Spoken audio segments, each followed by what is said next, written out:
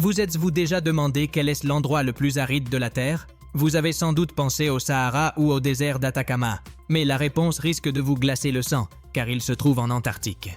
Dans cette vidéo, nous allons explorer les vallées sèches de McMurdo, un coin de notre planète où il n'est pas tombé une seule goutte d'eau depuis 2 millions d'années.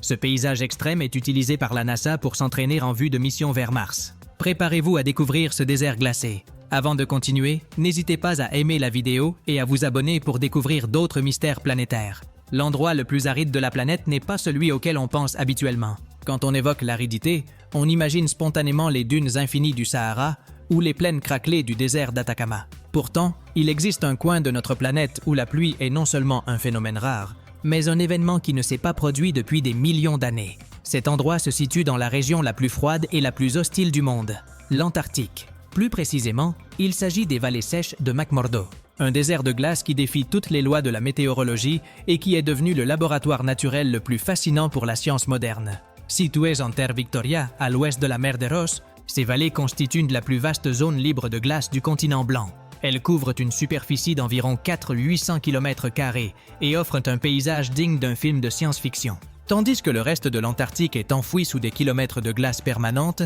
ces vallées présentent une surface de roches nues, de graviers et de dunes de sable. Cette anomalie géographique rompt avec l'esthétique immaculée du pôle sud, offrant une palette de bruns et de gris. Cette absence de couverture neigeuse permet au sol d'absorber le faible rayonnement solaire estival, créant un microclimat où la chaleur des roches contraste avec l'air glacial.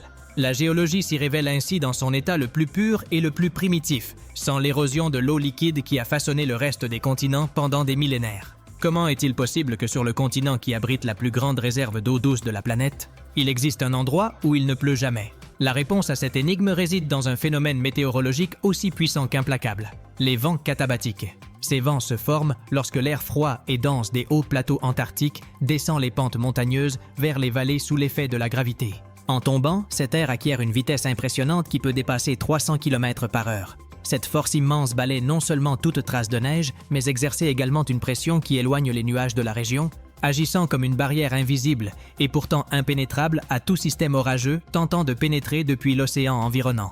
En descendant, l'air se comprime et se réchauffe légèrement par un processus adiabatique, augmentant ainsi sa capacité d'absorption d'humidité. Lorsque ces vents d'une force comparable à celle d'un ouragan frappent les vallées sèches, ils évaporent instantanément toute trace de neige, de glace ou d'eau liquide. C'est un cycle perpétuel de dessiccation qui laisse le sol complètement nu. Les scientifiques estiment que dans certaines zones de ces vallées, il n'est pas tombé une seule goutte de pluie depuis 2 millions d'années. Un chiffre qui surpasse largement la sécheresse de n'importe quel autre désert traditionnel. La sécheresse est si extrême que si l'on laissait tomber une serviette humide au sol, elle deviendrait cassante en quelques minutes, perdant toute son hydrogène sous l'effet de la soif insatiable du vent. L'absence totale d'humidité crée des conditions de vie si extrêmes que la NASA utilise la région comme terrain d'entraînement idéal pour ses missions spatiales. Pour les astrobiologistes, les vallées sèches de McMurdo sont le jumeau terrestre de Mars. Les températures extrêmes, qui descendent facilement en dessous de 50 degrés, combinées au rayonnement ultraviolet et à l'aridité absolue, reproduisent de l'environnement de la planète rouge. Si un micro-organisme peut y survivre, il est fort probable qu'un organisme similaire puisse exister dans le sous-sol martien.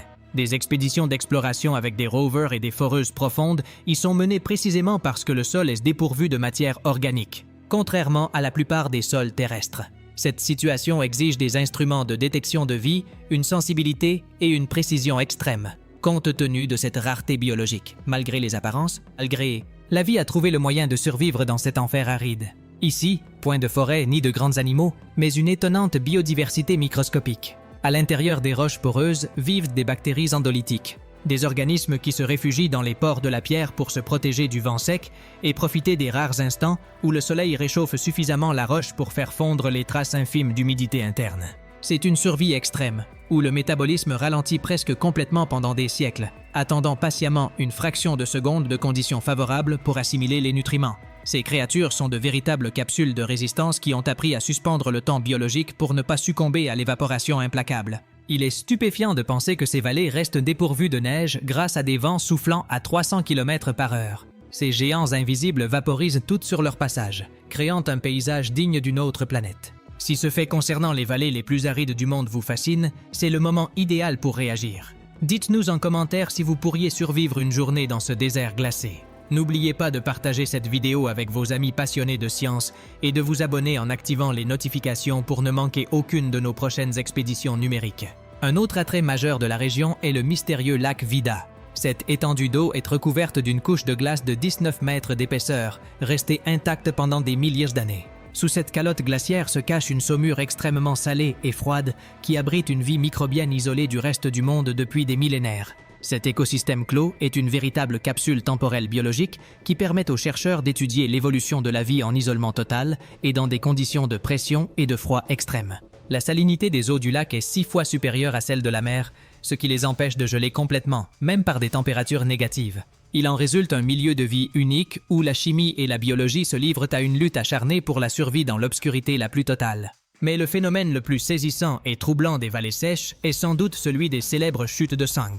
Situées sur le glacier Taylor, ces chutes d'eau projettent un flot d'eau d'un rouge intense qui contraste fortement avec le paysage environnant. Longtemps, on a cru que cette couleur était due à des algues rouges, mais on sait aujourd'hui qu'elle provient d'une réserve souterraine d'eau salée riche en fer. Lorsque cette eau atteint la surface et entre en contact avec l'oxygène de l'air, le fer s'oxyde instantanément, colorant la glace de sa teinte pourpre caractéristique. Ce spectacle naturel, digne d'un cauchemar, n'est pourtant rien d'autre que la géologie à l'œuvre. Ce flux intermittent révèle l'existence d'une nappe phréatique sous-glaciaire emprisonnée depuis plus d'1 million d'années, abritant une communauté de microbes qui respirent le fer au lieu de l'oxygène. L'importance des vallées sèches de McMurdo dépasse la simple curiosité géographique. Elles sont devenues un indicateur précieux du changement climatique mondial. Cet environnement stable, exempt de toute influence humaine directe, fait que la moindre variation des vents ou de la température de leur lac gelé constitue un signal d'alarme précoce des transformations que subit notre planète. La science les chérit comme un trésor, les ayant classés zones protégées afin d'empêcher toute perturbation, par la présence humaine, d'un équilibre qui a mis des millions d'années à se former. Chaque pas des chercheurs est scrupuleusement consigné et les protocoles de nettoyage sont aussi rigoureux que ceux d'un bloc opératoire. Car l'introduction d'une seule bactérie étrangère pourrait anéantir des millions d'années d'histoire biologique pure et isolée. Selon les quelques scientifiques qui y ont accès, parcourir ces vallées est ce qui se rapproche le plus d'un voyage sur une autre planète, sans quitter son foyer. Le silence y est absolu, seulement troublé par le grondement du vent katabatique qui polit les roches en formes étranges, appelées ventifacts. Ces sculptures naturelles sont des pierres lisses et anguleuses, sculptées par les grains de sable emportés par le vent au fil des éons. Aucune odeur de terre humide, aucune végétation, et le ciel d'un bleu profond et froid qui amplifie le sentiment de solitude. C'est un rappel que la Terre recèle encore des secrets qui remettent en question notre compréhension quotidienne du climat, nous montrant que la beauté peut aussi se nicher dans la désolation la plus extrême et dans l'absence totale de ce que nous considérons comme essentiel à la vie. En bref, la région de la planète où il ne pleut littéralement jamais est un lieu de paradoxe.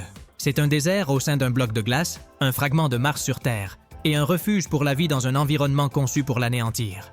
Les vallées sèches de McMurdo nous apprennent que la nature ne suit pas toujours les règles que nous croyons connaître et que, même en l'absence la plus absolue d'eau, la curiosité humaine et la résilience du vivant trouvent toujours le moyen de s'exprimer. Explorer ce coin du monde nous aide à apprécier la complexité de notre atmosphère et nous prépare au défi de l'exploration d'autres mondes, où la pluie n'est qu'un mythe d'une planète lointaine appelée Terre. Cette région est la preuve ultime que notre monde est bien plus diversifié que les dunes du Sahara ne nous le laissent imaginer. Des chutes de sang aux microbes vivant à l'intérieur des roches. Les vallées sèches de McMurdo nous prouvent que la vie trouve toujours un moyen de survivre. Ce laboratoire naturel est notre meilleure fenêtre sur la compréhension de la recherche de vie extraterrestre. Merci de m'avoir accompagné dans ce voyage au cœur de l'endroit le plus aride de la planète. Si cette aventure instructive vous a plu, n'hésitez pas à liker et à partager le contenu sur vos réseaux sociaux. Abonnez-vous pour continuer à explorer les secrets de la Terre. À bientôt pour une nouvelle vidéo pleine de curiosité.